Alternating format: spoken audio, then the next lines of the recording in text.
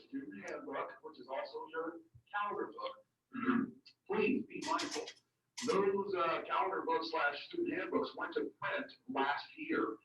We had a beautiful schedule laid out for the school year. Certain events are no longer applicable because we can't host them right now. And so it's imperative that you pay attention to the daily announcements within the building.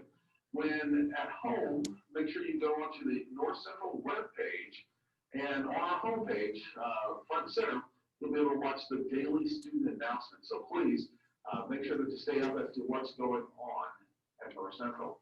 Also at home, you're going to get a copy of your new class schedule.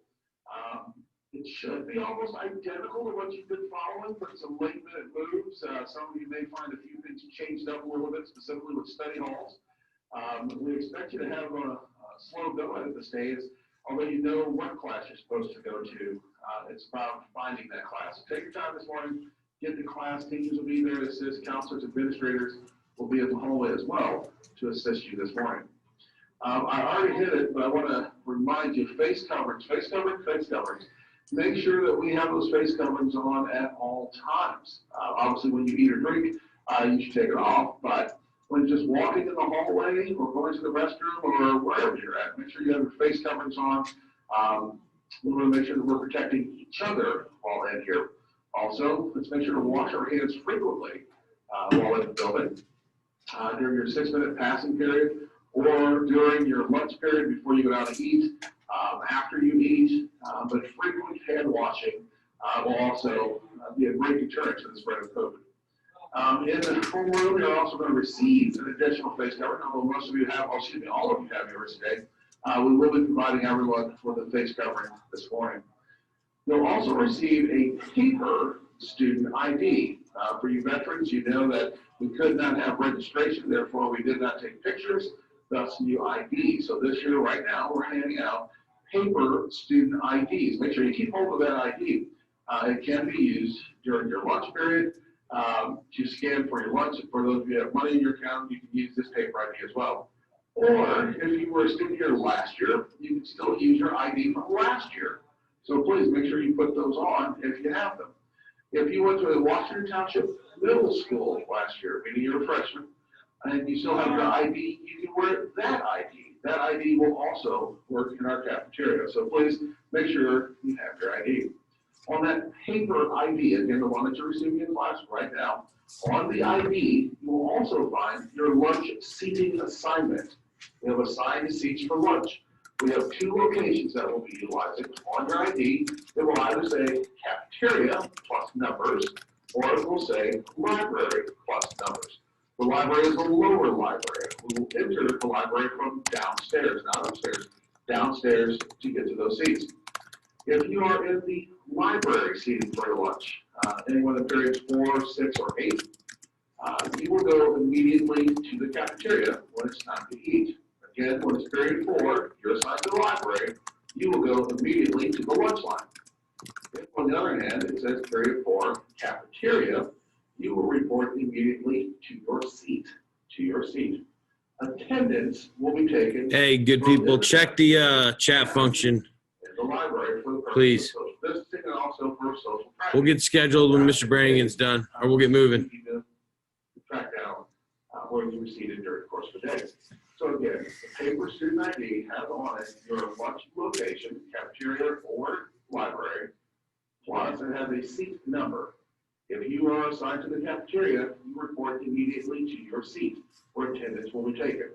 We have administrators, counselors, and other adults in the cafeteria who will dismiss you to get in the lunch line once it's time for you to get your lunch. If you brought your lunch with you, meaning you brought your lunch from home, you just report immediately to your seat. Students have shared this message via email and calls home, but I want to remind you yet again, the wearing of a face covering is a daily expectation. Please wear your face covering properly. When eating or drinking, remove the face covering, but please return the face covering to the proper position when finished. Again, wash your hands frequently and or use hand sanitizer when available. Avoid grouping up in the hallway. We know it's been a long time since you've seen each other and saying hey and howdy, what's up? It's great. but avoid grouping up in the hallways. Social distance as best you can and as often as you can. The temptation will be to click up in the hallway, but be mindful, it's our shared responsibility to social distance. Students, regarding your Chromebook, bring your fully charged Chromebook daily. Again, bring your fully charged Chromebook daily. Also, bring your Chromebook charger just in case. It's your responsibility to charge your Chromebook before you get to school. Although you may have had a late night before you go to bed, plug in the Chromebook.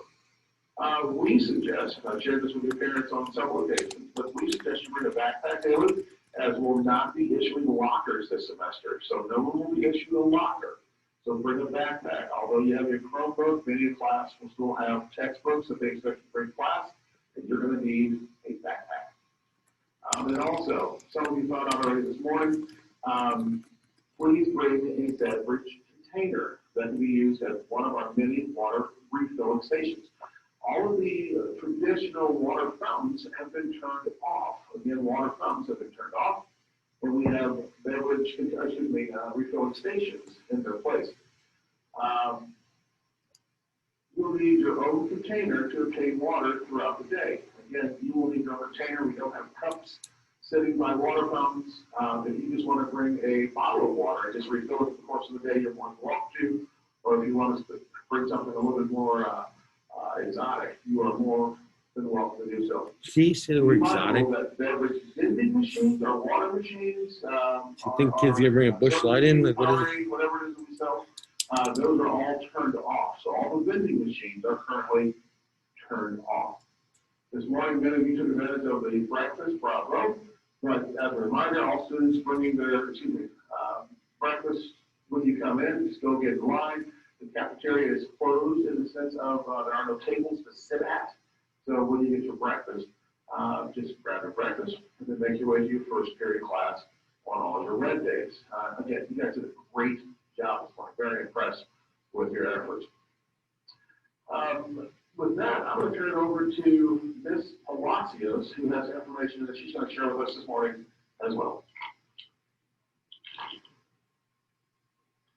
Good morning, North Central. This is Ms. Palacios. I just want to reiterate a couple items that Mr. Brannigan touched on and also review some new procedures. For all students riding the bus to school, please remember that you must wear face covering before loading onto a bus for the duration of the ride and unloading. Face coverings must be worn properly by covering the nose and the mouth. Students will also be assigned a seat for the ride to and from North Central. Buses park on both the east and west sides of the building. Buses will be unloaded in waves as opposed to past practice, which allowed all buses to be unloaded at the same time. Buses will be unloaded in waves to promote social distancing. Car riders are to be dropped off at doors 1 and 2 on the north side of the building. Again, at doors 1 and 2, not on Panther Drive or anywhere else. Doors 1 and 2 on the north side of the building, and car riders must have a face covering on prior to exiting the vehicle and entering the building. Student driver parking is located in the lot north of Northview Middle School between the yellow lines. Additional parking is available south of the J. Everett Light Career Center or south of the tennis house. Students that drive to school must have a properly worn face covering on immediately upon exiting their vehicle. They should also use the designated crosswalks when approaching the school. Our end-of-day dismissal will be in waves with students being dismissed via the PA system a few hallways at a time. Once dismissed, students are expected to exit the building and load onto their assigned bus or wait outside for call rider pickup. Due to seating assignments and the promotion of social distancing, students will not be allowed to ride a bus other than the one they have been assigned to ride. Mr. Brannigan did touch up a bit on lunch. The first few days of school, students report directly to their assigned seats, and lunch supervisors will review cafeteria expectations. Students will sit at desks rather than tables. The desks are set up in rows and socially distanced from one another. Desks are not permitted to be moved from their designated position at any time. Seats will be assigned to all students. Prior to sitting in their assigned seats, students will also be picking up a clean wipe and wiping off their chair and desk. Sanitizing wipes will be located throughout designated eating areas. Students are asked to only use their IDs and lunch accounts to acquire lunches and avoid using the keypad to enter their number or making purchases with cash. The Fiesta line will be the only line accepting students without an ID. If the student's ID is indeed lost or damaged, a replacement ID can be purchased in the counseling office for $5. For safety and security reasons, it is a requirement for all students to have their IDs at school and wear them. When using the restrooms, please follow the posted signs regarding restroom capacity and proper hand washing procedures. Also throughout the building, you're going to notice arrows on the floors or on the staircases. Please walk in the direction the arrows are pointing, as this will also assist with social distancing. When possible, please maintain a 6-foot distance from others around you. The After-School Learning Center will only be available for virtual tutoring. Students will not have access to in-person tutoring assistance. Due to this change, there is no 4:30 late bus. Students may access the virtual After-School Learning Center until 4:30, Monday through Thursday. Directions on accessing tutors can be found in the Learning Center tab on the North Central website. Passing periods will be staggered to promote social distancing. This means that certain areas of the building will dismiss at the first bell, signaling the end of a period, and the rest of the building will dismiss 2 minutes later with another bell signaling the end of the period. This is going to be a little bit different. The first bell is going to sound different.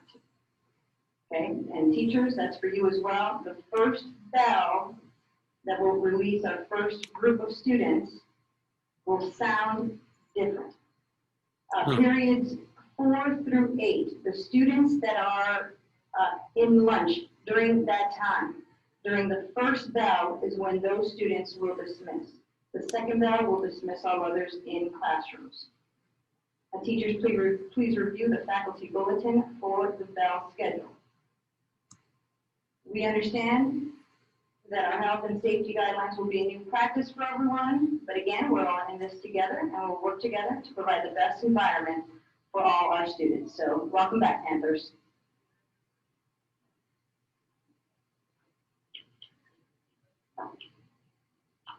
As we're going to finish up here, let's get started with daily instruction. But again, students, glad to have you back.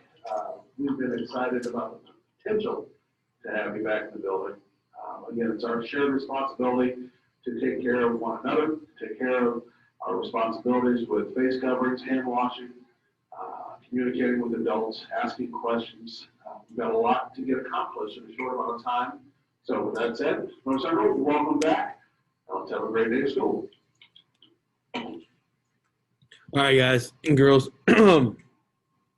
Just want to first off say I'm glad you're here. Okay, you guys made the right decision. I'm sure it's going to be a little bit of a challenging day for all of us. We can get through this. For those of you that are on Zoom, obviously this is new territory for all of us. So if you guys are on your phones or whatever, or your head's on your pillow and you're dreaming about what you had for dinner last night, maybe you could wake up. Everyone in class here, I'm going to go over like procedural stuff once we finish with these guys and let them do their thing. Then we have 20 minutes to kind of go over some stuff. I noticed 4 or 5 of you in the room haven't taken the quiz that I sent a message about yesterday about taking, so you'll be able to get that done in class today. Others of you, we can start working on the intro together. I can help you with some questions on that. We can talk about maybe missing assignments, all that kind of stuff. If you are virtual, I'm looking at Brooklyn Garst. Can you hear me? Is that a yes? I can hear you. Brooklyn, can you hear me? Yes. I can't hear you. That's a problem. All right, 1 second here.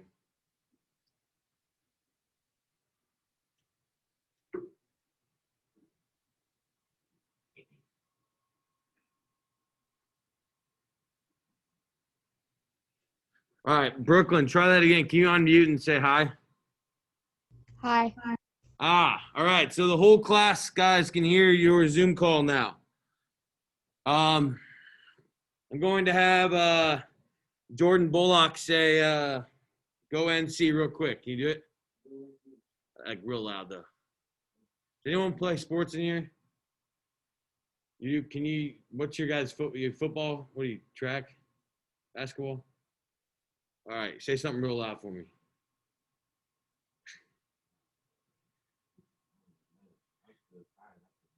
No one's really awake enough to say anything loud enough for you guys to hear.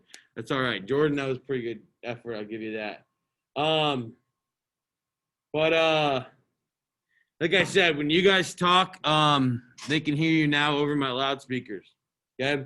What I wanted to do, I already have attendance taken, just because we had a forever long message when you guys walked in.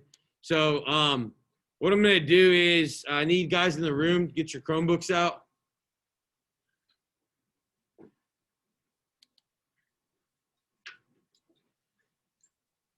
And because like I said, we're doing this virtually and in person, it's going to be a little bit different. You guys can actually just kind of set them aside. I mean, you can we're going to be taking about 20 minutes of notes, so you can take notes on there. You can follow on your screen, or you can follow just up here and you won't need to. It's all kind of up to you. But I'm going to throw up a warm-up question. I want those of you that are doing this virtually to go ahead and put your answer in the chat function. And then those of you that are here in person, we'll just talk about it, all right? You raise your hand and we'll go from there. So I'm going to go ahead and take the screen share, and that's not what you guys want to see. So what I'm going to do then is pop this up, and you guys can't see that on the board, can you? You can. All right. Beautiful. Are you guys on the Zoom call? Can you guys see the whole slide, or can you only see a portion of it? Zariah, can you see the whole slide or not? We can see like the whole PowerPoint. Beautiful.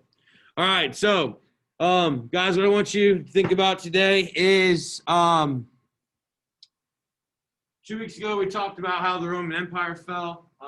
Last week, and then you had fall break, and then last week we talked about the rise of Islam, and Christianity came out of the Roman Empire. Islam, second most important or second largest religion in the world, fastest growing, obviously made a huge impact on the world. I don't want you to forget that. I mean, there's still, like I said, it's still the fastest growing religion. But we're going to kind of turn back now to a time period when Europe loses its, what do you want to call, dominance it had during the Roman Empire, and falls into a period of time called the Dark Ages, or the Middle Ages. Okay, you might have heard of it in middle school called medieval times. Medieval is just another word for middle. All right, so the question I want you guys to answer in the chat function, and then in person I want you guys to think about, and a couple people will raise their hand, is what do they call a time period after the fall of the Roman Empire? The Dark Ages in Western Europe. Anyone want to take a guess? If not, we can look at what our friendly Zoomers, and I would say you guys could all join Zoom, but your computers will die, and they will, then you're going to be out of luck in all your next classes. So I figure we'll just keep it simple this way, all right, for now. What do you think, Ethan? They call it the Dark Ages because, like, all the technical advancements during the Roman Empire, and then they kind of disappear in the Dark Ages. All right, so a lot of technological advancements. We've looked at them: aqueducts, roads, all that stuff during the Roman Empire. And then when the Roman Empire fell, their technology went down, and they returned back to a state of much, much, much earlier. On my Zoom here, I see two people that put the Renaissance. The Renaissance will come after the Middle Ages, or after the Dark Ages. Okay, so I always write Dark Ages. Did the light bulb go off in Europe? Did the sun not come up? What do you guys think? Did the sun stop coming up in Europe for a period of time? Is that why they call it that? Why are you shaking your head?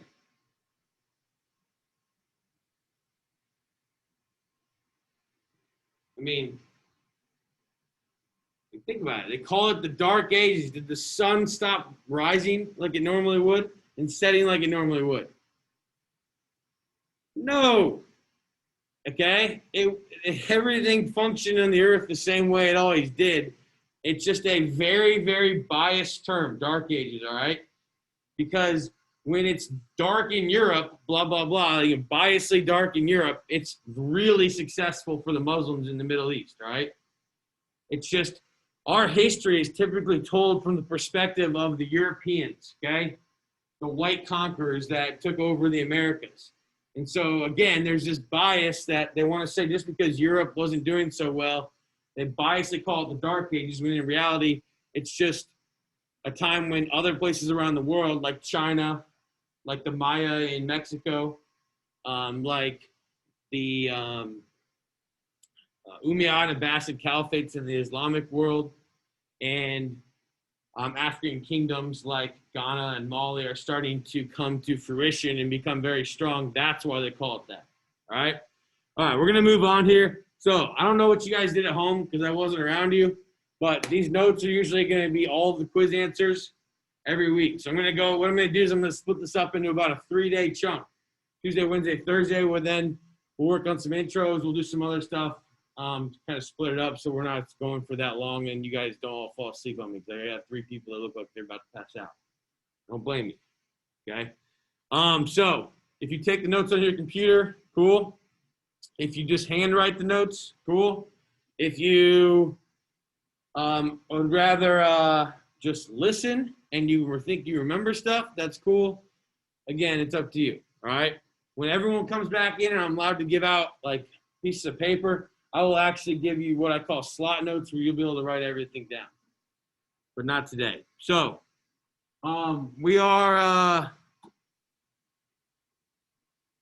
going to be looking at Europe in the Middle Ages. All right. So if you guys look on the screen, you'll notice that there's a map. Okay. Map says fall of the Western Roman Empire. And the Western Roman Empire was centered in Rome, as you guys can see with the star right here, okay? And when the Roman Empire fell, it was like as if the United States government collapsed. Would that hurt the rest of the world?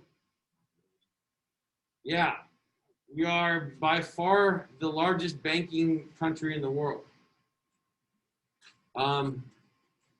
If, in fact, our companies, which make up our stock market, produce a lot of the money that other countries around the world hold.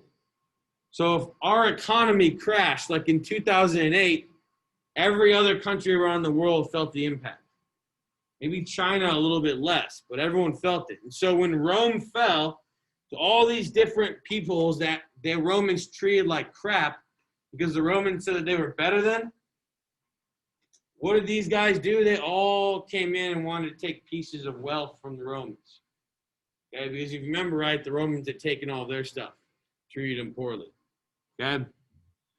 All right, so what you end up with then is after the Romans fall, you end up with a patchwork of states, as you guys can see on the board right here. Okay? Where this was all one time the Roman Empire, and it now became controlled by a bunch of smaller, what we call kingdoms, okay? Like the Vandals, you guys have heard of the word vandalism. It comes from the Vandals because the Romans famously coined that term because they would go and plunder Roman cities, okay? If you look up here, the Angles, if anyone ever heard the word, that's that person's Anglo-Saxon, or they're WASPy. You guys know, have you ever heard the word WASPy before?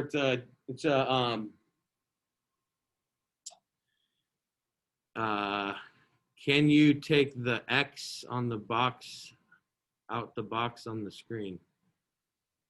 There's an X on the screen. Yeah.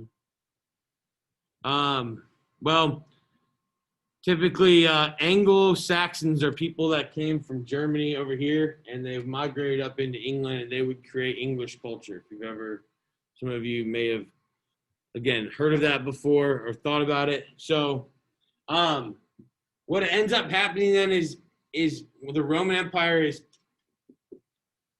decentralized. Who knows what the word decentralized actually means? Anyone know? To be decentralized? What's the word to be central? What's north central? We are north central of what? Indianapolis, right? Yeah, so central is everything's together. Decentralized means things are split up. Exactly. And so instead of having a Roman emperor who took care of everything and basically administered all the rules and the armies, you end up with German chiefs. Okay?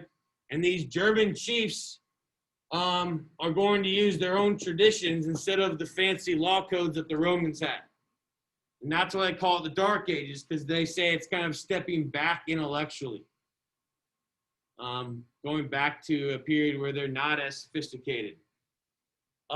Peasants, these are basically poor farmers. Return to, they basically, because there's no protection from a government anymore, and it's so willy-nilly, loosey-goosey, the poor people, which are the majority of people, have to turn to what's called a lord for safety. And a lord was anybody who had enough money to have a few knights for protection. All right, does that make sense? Okay, so then most of these farmers, I'd say 85% of the people, turn to this thing called subsistence agriculture. Does anyone ever, I probably don't know that word. Subsistence agriculture. Anyone know what that is? Anyone on Zoom here? Subsistence agriculture? Okay, so usually when you use the term agriculture, you're thinking about people who make more food than they need so they can sell it and make a profit and feed themselves, right? Subsistence agriculture is different though. Now they're only making enough food to live. That's it. They're not making extra food. They're not making extra food to sell. So the economy is pretty bad. And then at the same time, they barely have enough food to survive. And they have very little protection. All right. And so this, again, is the reason why they call it the Dark Ages. See if I can get to go another slide. There we go. All right. So what happens then is one German/French king in particular, guy by the name of King Clovis I, makes an agreement with the Pope, okay, the Pope in Rome, that if he could unite what's called the Kingdom of the Franks, which is pretty much modern day France, if you look on the screen, that if he could unite the whole Kingdom of the Franks, that the Pope would bless him as the King of the Franks and he would convert them to Christianity. Okay, and this is one of the reasons why Europe becomes very Christian after this. And then they send it all over the world, really. Okay? His grandson, Charles Martel, the Hammer, okay? Some local chroniclers, people who recorded things, because there wasn't very many, said he was 11 feet tall and carried a 200-pound sword. Obviously, we know that's not true. But they call him the Hammer because at this little city right here, okay, which is not far from Paris, 30 miles from Paris, it's called the city of Tours, or if you want to use the French word, Poitiers. Okay? His army stops the Muslims from advancing further into Western Europe. And this is what I call a game changer. Okay, there are game changers around the world. One of the game changers was Christopher Columbus getting lucky enough, because he was a bit of a scoundrel, to get paid by this young Spanish king queen to sail the world. Another game changer is when Adolf Hitler is stopped in Russia because he tries to invade Russia in the middle of winter. Okay. Another game changer is when the United States drops the atomic bomb on Japan, thus ending World War II. This is a major game changer. If Charles Martel, who's the king of the Franks, does not stop the Muslim advance into Western Europe, we might be speaking a different language. What language could we be speaking out here today? Arabic. Exactly. Okay? We might be speaking Arabic because if you look how far that is, if he takes Portoir tours, this time it's the Umayyad Caliphate. They will continue to move in, take over all of Europe, and then probably end up taking over England and what is now Scotland and Ireland as well, which most of you know, those were the people that eventually came over here, okay, abused the people here, set up a labor system, brought in 10 to 12 million Africans because they killed all the natives first, and then you have the New World, okay? Like I said, game changer though. All right, Charles Martel's grandson was maybe the most famous of all of the German kings and would create what's known as the feudal system in Western Europe, okay? His name is Charlemagne. Charlemagne is the French way to say it. English way to say it is Charles the Great. I was taught in school Karl der Grosse. What language is that? German. Okay? So, Charles Martel's grandson, Charlemagne, basically is able to unite. If you look on the map, adds in the pink to the orange. And he is the first person to quasi reunite Western Europe after the Roman Empire fell in 480 something around there, 493. Okay, the Pope, who's in Rome, was famously kidnapped by some nobles who said that he was trying to act too powerful. And so word got back to Charlemagne, because Charlemagne lived up here in the city of Aachen, right here. And Charlemagne was called down to protect the Pope. And he came in, he basically got him back from these rebellious nobles. And so he's in church on Christmas Day, 799 CE. And Charlemagne goes to take communion. You guys know how if you've ever seen someone in church take communion, a lot of times what they do is you go up to the front of the church called the altar, you bow down, and the priest or whoever is leading the service will kind of bless you, like touch your shoulder, and then they give you wine, and they give you a wafer, which is the body and blood of Jesus Christ. That's what Christians think, okay? So he's sitting there, kneels down to get his communion, and the Pope comes around behind him and puts a crown on his head. And the Pope calls him the Holy Roman Emperor. Okay, and so Charlemagne is the first Holy Roman Emperor. That title lasts until 1812, 1812. Napoleon is the last Holy Roman Emperor. The little guy Napoleon, you heard of him maybe? King of France, ended the French Revolution, tried to take over all of Western Europe. Okay, pretty crazy individual. But 799 CE, the first Holy Roman Emperor is Charlemagne, and he's not holy because he's not the leader of the church, that's the Pope. He's not Roman because he's German, and he's not an emperor because not everyone around here really wanted to be part of his empire, okay? But that position, it's important you guys are here with me because this will go way into second semester, that title, Holy Roman Emperor. So if you're taking notes, okay, if you're not, if you're going to go back and look at these, that's what you want to be paying attention to. Now, he couldn't read. Charlemagne, the man, could not read. And so what he did was he trained his nobles to read and to collect taxes. And so there's a temporary revival of learning. Okay, he couldn't read the prayers, none of that. All right. And He also recognized that there's no way that he could actually enforce his own rule on this whole area. So he split it up by giving his friends, his soldiers, basically areas of land that as long as they provided him with military protection, they got to continue to keep their power, okay? And they could tax everybody that they controlled in their little area of land, all right? His empire doesn't last very long. It's called the Carolingian Empire.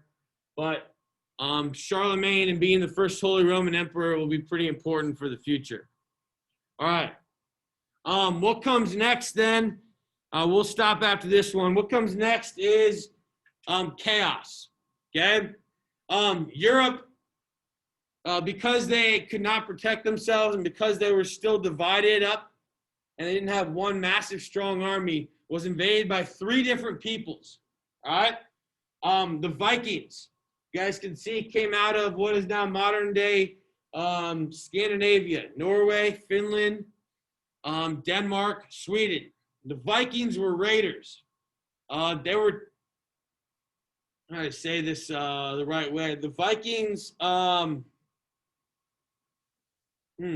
they plundered European cities by taking boats up harbors. If you look, most of their plundering was done on rivers and into ports where they would just raid cities, steal all the gold, the silver, rape the women, take what they wanted, and then they would leave, go back to Scandinavia. They had no intention of ever settling in Western Europe.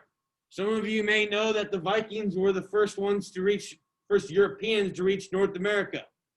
Leif Erikson, okay? But they're notoriously bad, and because the Europeans had no way of protecting themselves because they were all these small-scale armies, the Vikings can get away with whatever they wanted, okay? The Norsemen. Now, will the Vikings eventually end up settling in Western Europe?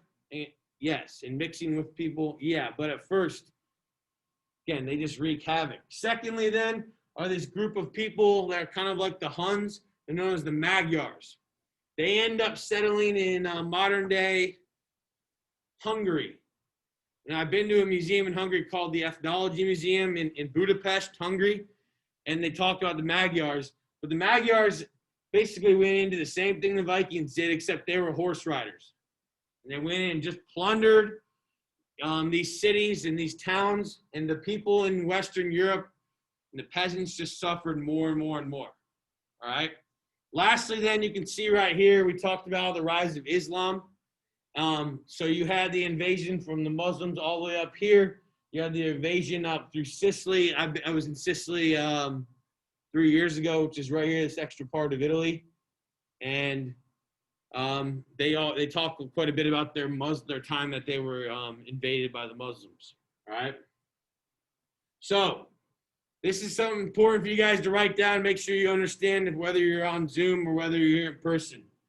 European lords built a system of military and political relationships to protect their land. This is called feudalism. Okay, if you're going to write anything down, remember anything today, they had to have feudalism because they could not protect themselves from all these groups of people that wanted to just raid and plunder Western Europe. All right, and so feudalism is a system of military and political relationships to protect their land. I'm 99.9% sure that's on your quiz on Friday, and it's also like the most common sense, I don't know, thing you learn in world history because it happens in Japan, it happens in the United States, it happens on the continent of Africa, it happens in Russia all the way up to, some argue this day, in China. And feudalism is a word that comes from, it's a fancy word called sub-infeudation, which literally, if I break it down into easy terms, it just means to divide up for protection. Okay? If you can't protect yourself, split it up so that you can protect yourself in the future. Okay? Everyone got that? All right, so I'm going to end the Zoom call. Give you guys a chance to work on your intro and some of these people in class to take a quiz. But before you guys bounce out of here, Somebody on the Zoom out loud has to say, why did Europe fall into a feudal society? And we get to hear it and you guys talk. Why did Europe fall into using feudalism?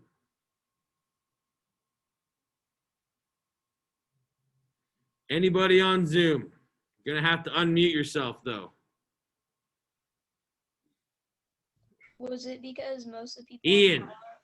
was it because most of the people in power were either rich or narcissistic? Real loud. We didn't catch that first part.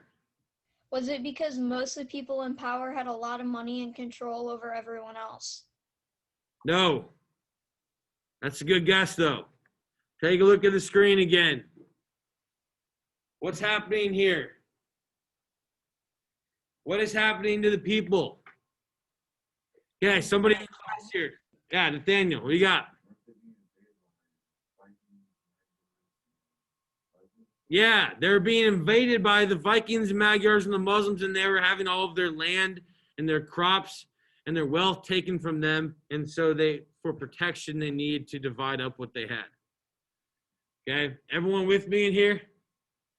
All right, awesome. All right, guys on Zoom and girls, you've got about 20 minutes here to, I'm gonna actually stop the share and real fancy. Not fancy. How do I get off that?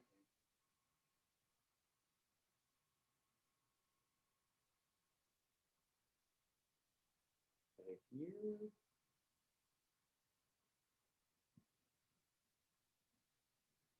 Off that. Thank you. All right. The passing period is at 8:08. Shoot, that's a lot faster than I thought. You guys are free to leave on my Zoom here. I've got you in for attendance. You guys need to take the quiz if you have not taken it yet. Okay?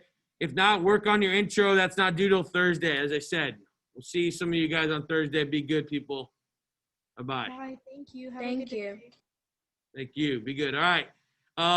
Guys in the room,